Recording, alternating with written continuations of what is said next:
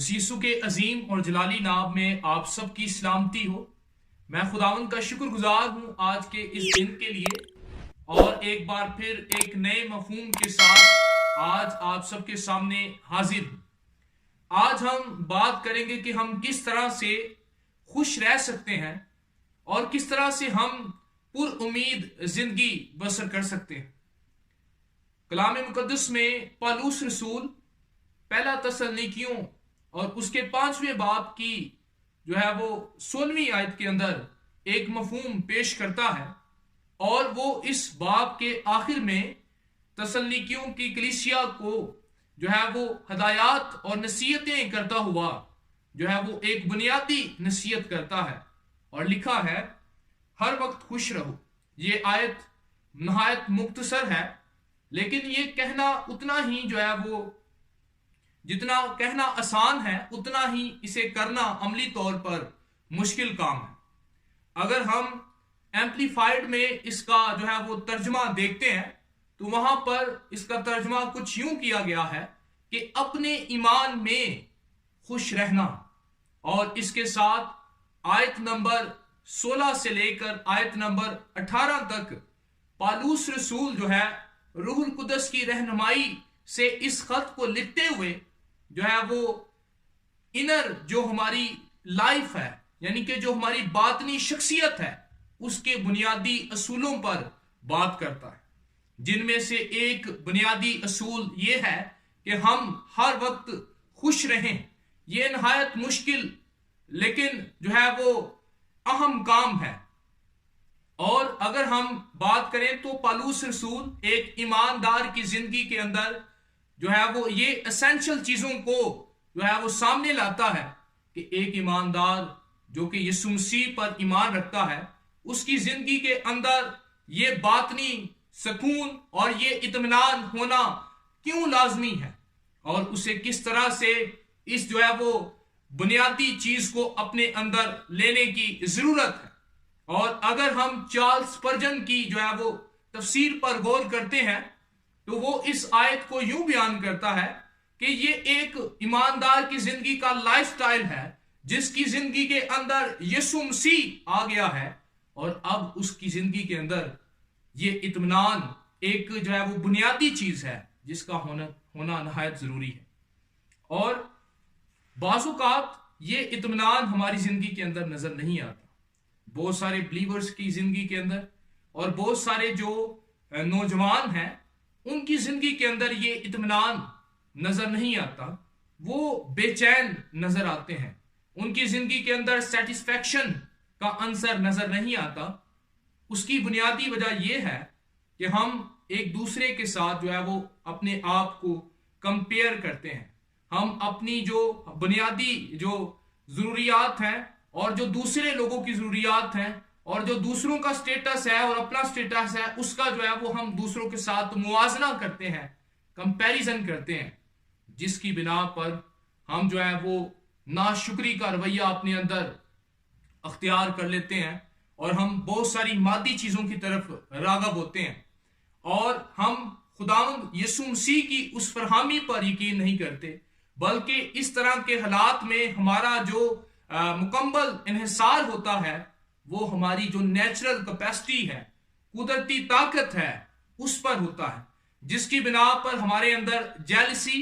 हमारे अंदर जो है मुवाजना करने की स्पिरिट जन्म लेती है। लेकिन पौलुस रसूल इस बात को, इस मफहूम को बयान करता है कि इस बातनी कुव्वत का जिसे इत्मीनान और खुशी कहते हैं, इसका तल्लक हमारी जाहिरी हालत से नहीं है, बल्कि इसका तल्लक हमारी बातनी हालत से है। अगर हम जो है वो यीशु मसीह पर अपना पूरा एतमाद रखते हैं और अपने आप को मुकम्मल तौर पर जो है वो इस बात पर आमादा रखते हैं कि मैं उसकी फरहामी पर यकीन करूंगा और यीशु पर मुकम्मल एतमाद करते हुए जिंदगी बसर करते हैं, तो हम इन तमाम तर चीजों से बचते हैं और हम एक मुतमईन जिंदगी बसर कर सकते हैं। बगैर इसके ये मुमकिन नहीं है। और जब हम पौलुस रसूल के इस मफहूम पर जो हमारे सामने वो रखता है गौर करते हैं कलाम मुकद्दस में, तो हमें पता चलता है फिलिपियों के नाम पौलुस रसूल के 4 बाब में وہ انہیں ہدایت کرتا ہے کہ ہر وقت خوش رہو، میں پھر کہتا ہوں کہ خوش رہو۔ جبکہ اگر اس خط کا بغور مطالعہ کیا جائے تو وہ اس وقت قید کی حالت میں تھا، لیکن وہ باہر والوں کو نہایت شادمانی اور مطمئن پر امید حالت میں اس بات کو ان کے سامنے رکھتا ہے کہ وہ خوش رہیں، کیونکہ اس کے اندر اس فراہمی پر اعتماد قائم تھا اور وہ پر امید حالت میں تھا، اور اسے اس بات کا یقین تھا کہ میں قید کی حالت میں ہوں، لیکن خدا کا کلام قید میں نہیں ہے، وہ کسی قسم کی قید میں نہیں بلکہ وہ آزاد کرنے کی قوت رکھتا ہے۔ جب ہم اس کلام کو اپنے اندر لے لیتے ہیں اور اس پر ایمان رکھنا شروع کر دیتے ہیں، اس کی کامل فراہمی پر ہمارا توکل ہوتا ہے اور ہم مکمل طور پر یسوع مسیح پر بھروسہ کرتے ہوئے اپنی زندگی کو بسر کرتے ہیں، تو پھر یہ اطمینان آٹومیٹیکلی جو ہے وہ خود بخود ہمارے اندر پیدا ہونا شروع ہو جاتا ہے اور ہم اطمینان سے بھری ہوئی زندگی بسر کرتے ہیں۔ اور پھر ہم جو ہے وہ جب ہم دوسروں کے ساتھ اپنے آپ کو کمپیئر کرتے ہیں تو بہت دفعہ جو ہے ہمارے اندر ناشکری کا رویہ آ جاتا ہے، جس کی بنا پر خدا ہمیں جو ہے وہ اس رویے کو پسند نہیں کرتا۔ خدا چاہتا ہے عزیزوں کہ ہم ہر وقت شکر گزاری کے رویے کو اختیار کریں اور جو کچھ خدا نے ہمیں دیا ہے اس میں مطمئن رہ کر اس کے وعدوں پر اور اس کی فراہمی پر اعتماد کریں اور اس بات پر اعتماد رکھیں کہ خدا کے وعدے ہاں کے ساتھ ہیں اور وہ آپ کے لیے اور ہم سب کے لیے جو ہے وہ زبردست منصوبے رکھتا ہے اور اس کے پلانز ہمارے لیے اچھائی کے اور بھلائی کے ہیں، بجائے اس کے کہ ہم دوسروں کے سٹیٹس سے اپنے آپ کو کمپیئر کریں اور جیلسی اور موازنہ کرنے کی سپیرٹ کا شکار ہوں۔ اس کی بجائے ہمیں اس کی کامل فراہمی پر یقین کرتے ہوئے آگے بڑھنے کی ضرورت ہے اور اس خوشی کو جو کہ روح القدس کا پھل ہے اپنے اندر لینے کی ضرورت۔ اور ہم چند وجوہات پر غور کریں گے کہ کلام مقدس میں ہم کیوں خوش رہیں۔ پہلی وجہ یہ ہے جس کا ذکر ہمیں رومیوں کے 8ویں باب میں جو ہے وہ ملتا ہے کہ ہمیں اس نے خون سے خریدا ہے اور ہمیں مددگار فراہم کیا ہے، اور اگر ہم یوحنا کی انجیل پر غور کرتے ہیں تو اب ہم یسوع مسیح کے وسیلہ سے خدا باپ کے بیٹے اور بیٹیاں ہیں، ہم اس کی میراث کے حصے دار ہیں اور اس نے ہمیں اپنے بیٹے یسوع کے خون سے خرید لیا ہے اور ہمیں اس کی محبت سے کوئی جدا نہیں کر سکتا، ہمیں نجات مل چکی ہے، ہم اس لیے خوش رہیں۔ اور دوسری وجہ یہ ہے کہ ہمارا جو اجر ہے وہ بڑا ہے۔ متی کی انجیل اس کے 5ویں باب کی 11 تا 12 آیت میں لکھا ہے، اور ہمارے لیے خدا کے جو وعدے ہیں وہ ہاں کے ساتھ ہیں، اور اس کے سارے وعدے جو ہے وہ کوئی بھی نا امیدی میں نظر نہیں آتا، بلکہ اس کے سارے وعدے ہاں کے ساتھ ہیں اور وہ اپنے وعدوں کو پورا کرنے کی طاقت اور قوت رکھتا ہے، اور یقیناً وہ آپ کی زندگی میں بھی اچھے اور بڑے منصوبے رکھتا ہے۔ ہم اس لیے خوش رہیں، اور جو اس سے بڑھ کر وجہ ہے وہ یہ بھی ہے کہ ہم اس لیے خوش رہیں کیونکہ اس کی خوشنودی ہماری جو ہے وہ طاقت ہے۔ ہمیں اس پر غور کرنے کی ضرورت ہے، ہمیں اپنی زندگی مادی چیزوں سے ہٹا کر خدا کی کامل فراہمی پر اپنے نظروں کو لگا کر زندگی بسر کرنے کی ضرورت ہے۔ اور پھر ہم اس لیے خوش رہیں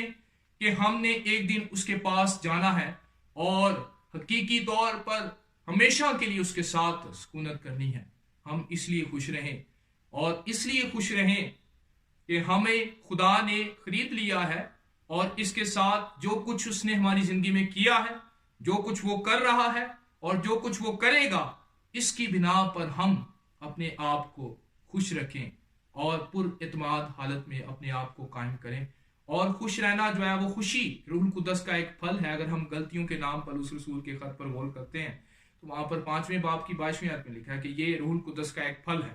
اگر ہمارے اندر یہ اطمینان نہیں ہے تو عزیزو آج ہمیں روح القدس کی مدد مانگنے کی ضرورت ہے، اور اس پھل کو اپنے لیے مانگیں تاکہ یہ اطمینان ہمارے اندر آ جائے اور ہم ہر قسم کے حالات کا مقابلہ کر سکیں پالوس رسول کی طرح، اور ہم جو ہے وہ کمپیریزن موازنہ کی روح سے اور اسی طرح سے جیلسی کی روح سے اپنے آپ کو پاک کر کے خدا کی کامل فراہمی پر اعتماد کرتے ہوئے، محنت کرتے ہوئے اور اپنا فوکس خدا کی ذات پر لگاتے ہوئے آگے بڑھتے جائیں اور اس کے وعدوں پر اعتماد رکھیں جو کہ سارے وعدے ہاں کے ساتھ ہیں۔ God bless you all. خداوند آپ سب کو برکت دے۔